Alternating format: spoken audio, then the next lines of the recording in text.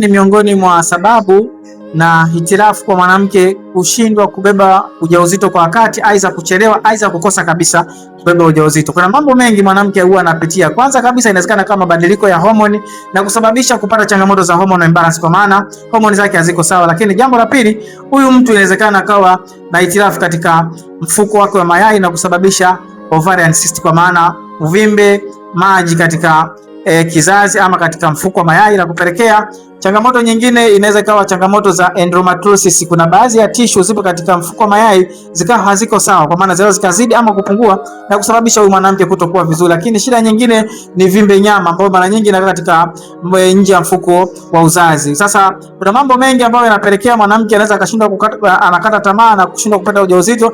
Lakini shida nyingine ambazo zinapelekea ni baadhi ya maambukizi, ikiwemo changamoto za pelvic inflammation disease, kwa maana PID, aidha mtu ambaye mwenye majimaji ambayo ni hatarishi katika njia ya mfuko wa uzazi ama kwa maana mirija ya uzazi, na kushindwa huyu mwanamke kupata ujauzito. Hakikisha kama unapitia hizo changamoto, inaweza ukawa unajua au haujui, unaweza ukanicheck inbox ili kwenda kupata utatuzi wako wa afya ya uzazi na kuitwa Mama Kijacho. Karibu sana.